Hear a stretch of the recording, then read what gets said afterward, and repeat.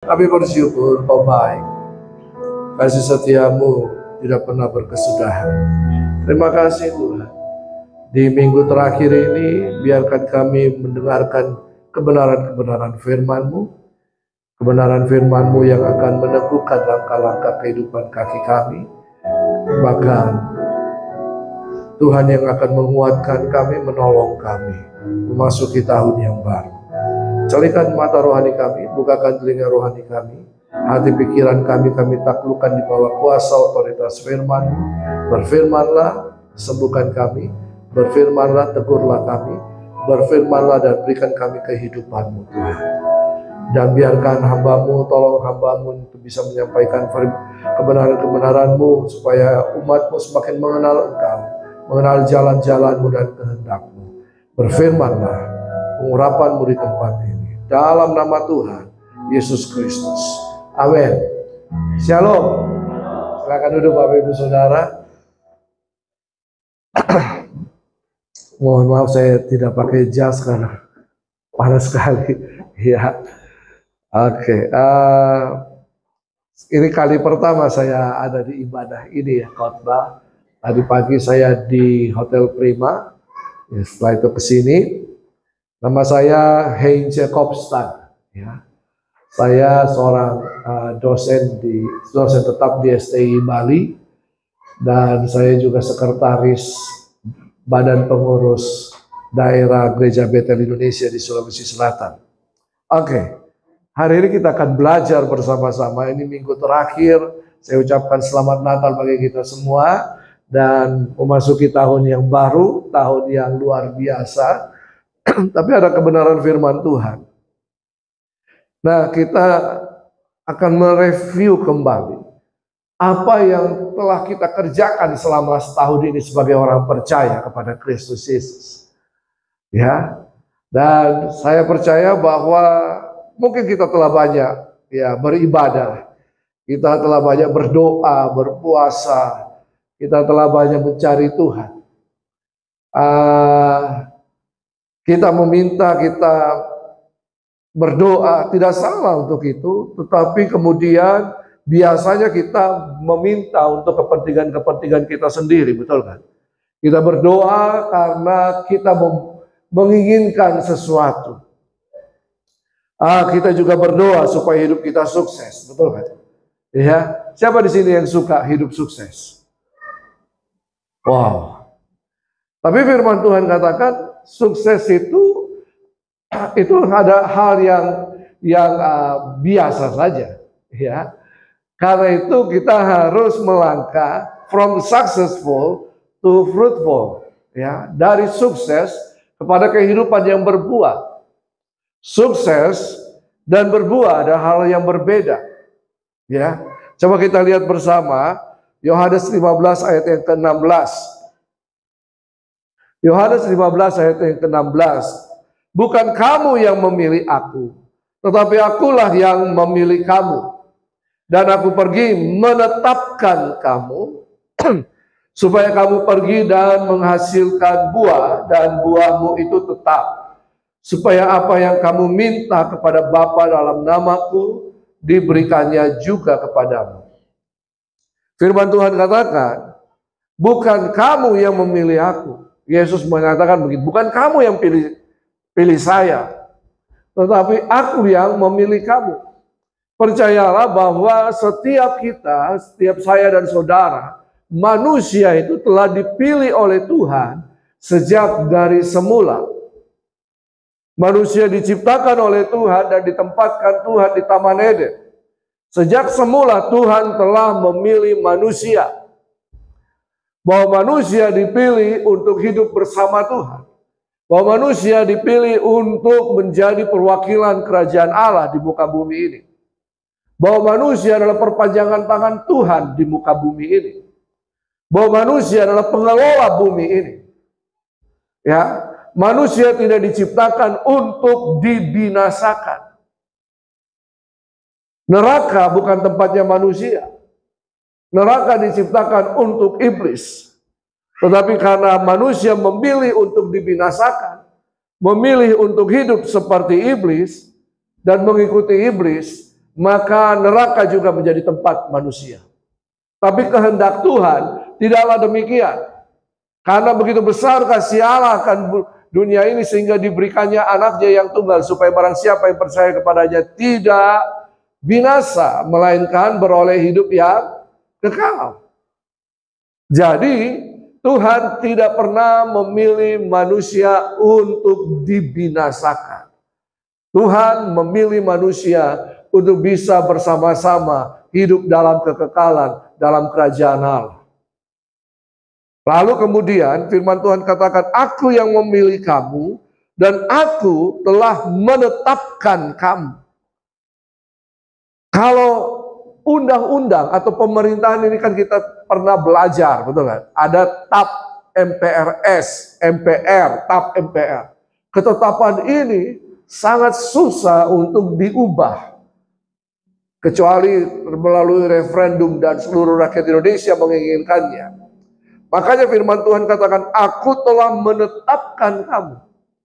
Kata ini mengandung makna bahwa saya dan saudara telah dipilih dan ditetapkan oleh Tuhan. Untuk menjadi apa? Untuk menjadi umatnya.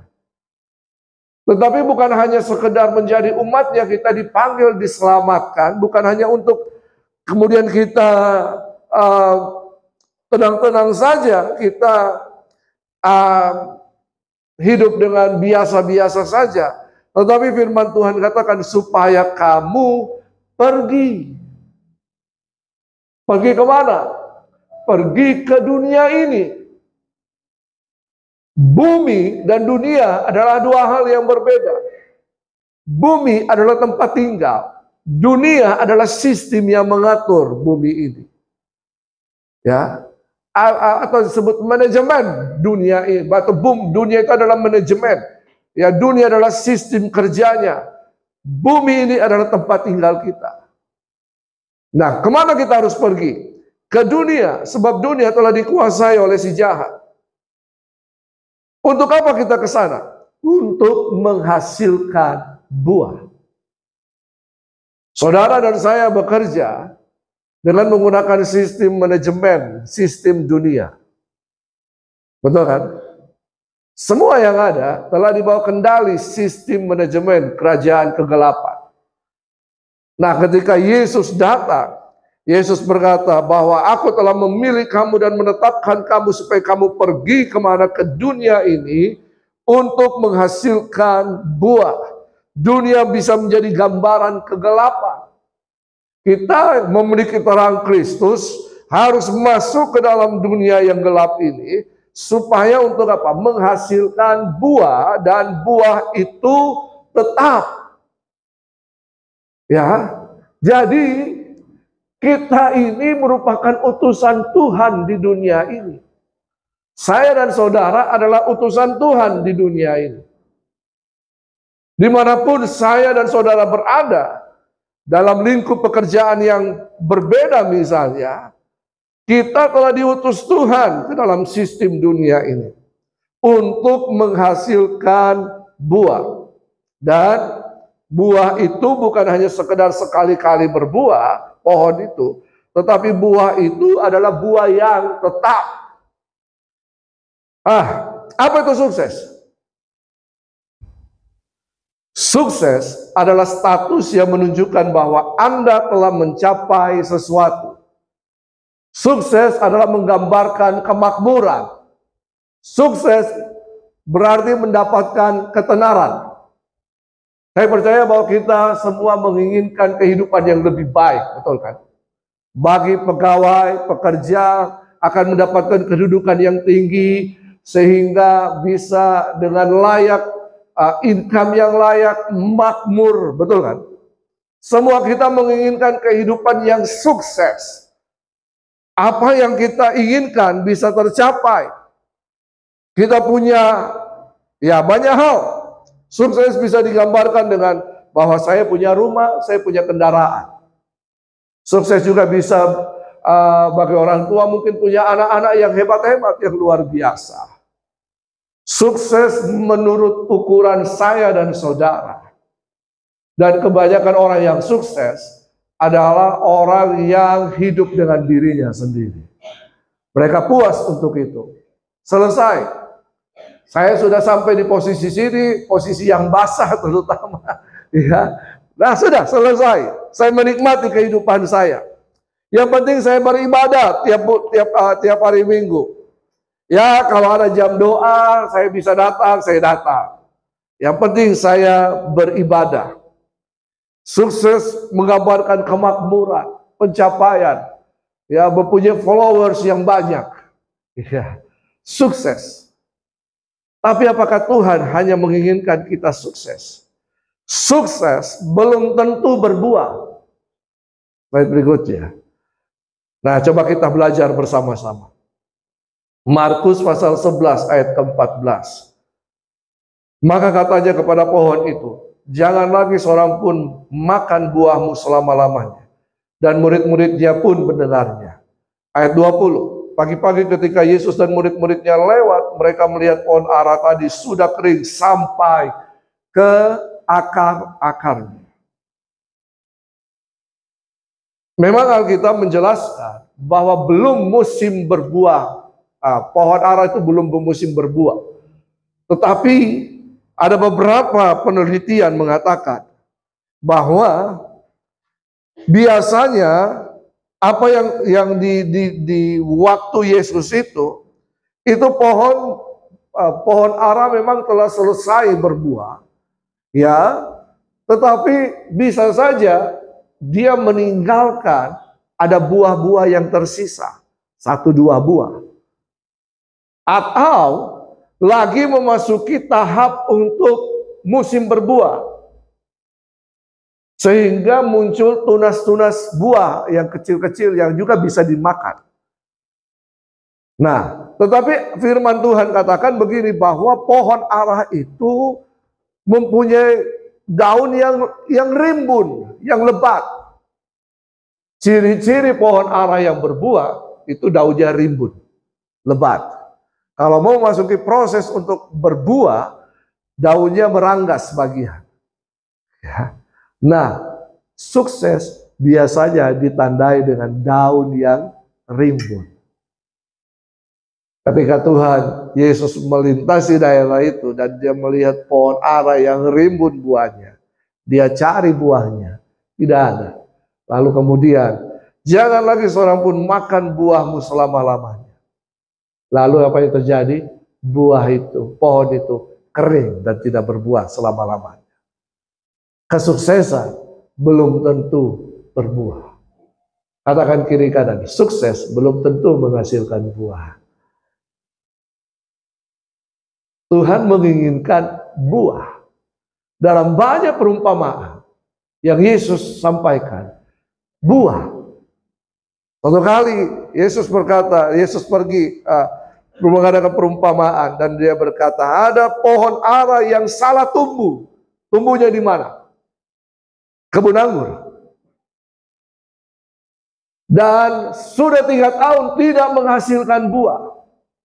Lalu Yesus berkata kepada penjaga kebun anggur itu, kalau tahun ini harus ditebang, tapi kemudian penjaga berkata, berikan kesempatan 1 tahun lagi.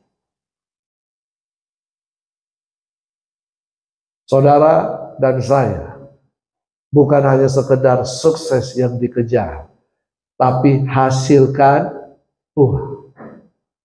Hidup ini harus menghasilkan buah.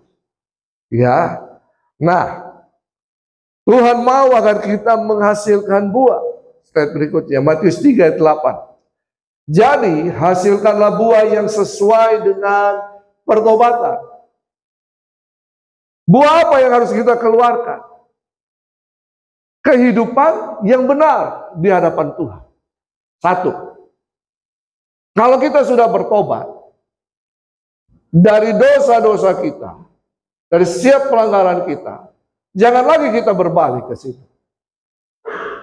Jangan seperti anjing kembali kepada muntahannya.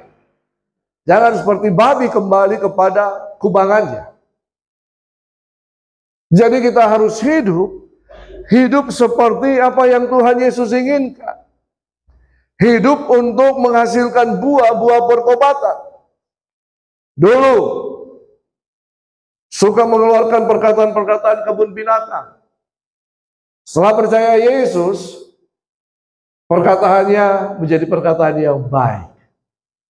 Dulu suka tampar istri. Setelah percaya Yesus, sekarang membelai istri. Dulu cerewet sama suami. Tapi setelah percaya Yesus, perkataannya perkataan yang menyenangkan hati suami. Dulu anak-anak tidak dengar-dengaran sama orang tua, disuruh melawan. Ketika percaya Yesus, mereka kemudian menghormati orang tuanya. Dulu begini, jangan sekarang begitu juga. Itu berarti tidak menghasilkan buah. Itu buah pertobatan, belum buah-buah yang lain. Ada buah kasih, sukacita, dan sejahtera, kesabaran, kemurahan, kebaikan, kelemah lembutan, kesetiaan, penguasaan diri. Tidak ada hukum yang menentang hal ini. Buah ini harus keluar dari kehidupan kita yang mengenal Yesus Kristus Tuhan. Buah ini adalah perbuatan-perbuatan kita yang menyenangkan, yang bisa dinikmati orang lain. Buah ini adalah perkataan-perkataan kita yang kemudian didengar baik oleh orang. Buah ini adalah apa? Taburan-taburan kita. Buah ini apa? Pekerjaan-pekerjaan baik kita. Dan Tuhan mau bukan hanya sekedar berbuah. Berbuah dan tetap berbuah. Amin. Saudara yang amin. Amin. Aha. Tapi ada buah. Buahnya kecil. Banyak. Saya baru dari Toraja bersama keluarga. Lalu di daerah Kaberes itu mana, itu kan banyak sekarang banyak lagi jual apa, mangga. Ya, mertua saya turun beli mangga. Senangnya. Dia beli mangga sampai di Makassar, saya kupas mangganya. Dia kasih berapa biji, kupas, saya kupas. Ini anak mantu yang sayang mertua.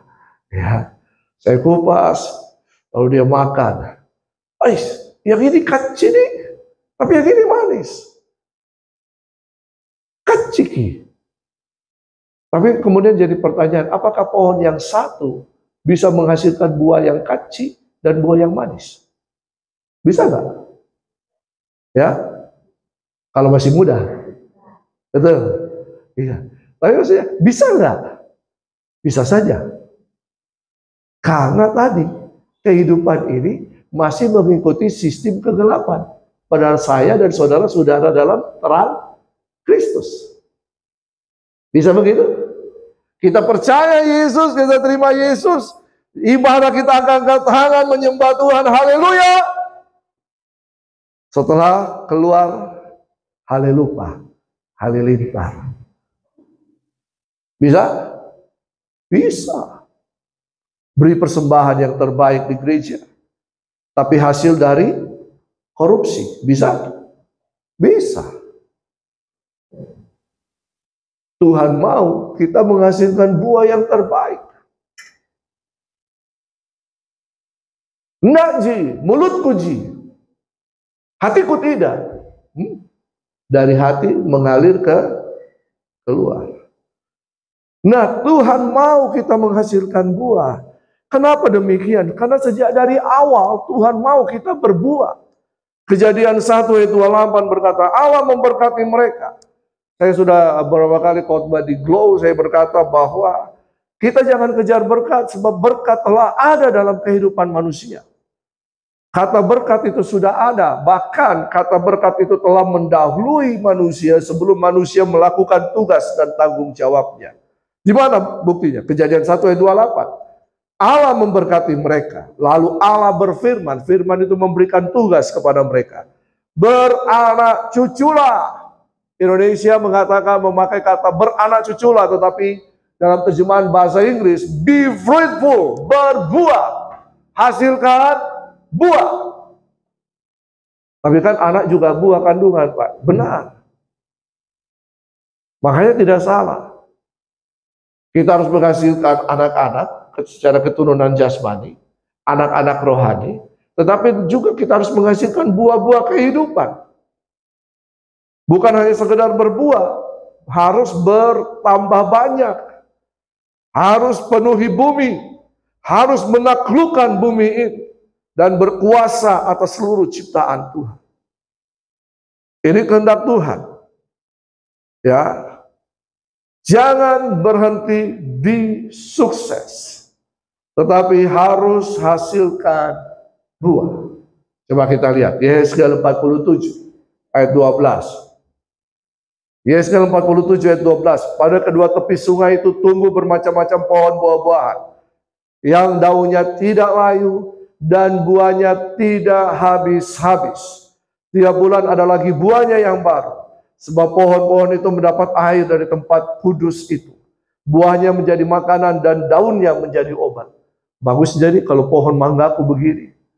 Pohon durian, pohon rambutan seperti ini, betul kan? Iya kan? Daunnya tidak layu, kekeringan waktu barusan ini tidak masalah. Tapi buahnya tetap ada tiap bulan. Wes. Kalau saya jadi petani buah, ya punya kebun buah, saya akan jadi orang kaya kalau begini. Ini yang Tuhan mau. Jadi kita harus menghasilkan buah yang tidak habis-habisnya. Ayat ini menceritakan bahwa ada air yang keluar dari ambang pintu bait suci dari sebelah timur. Lama-lama air itu semakin tinggi, sebatas mata kaki, lalu kemudian lutut, pinggang, dan menjadi sebuah sungai.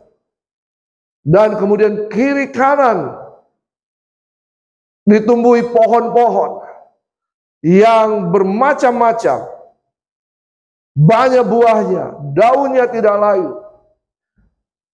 Kenapa? Karena mendapatkan air dari tempat kudus.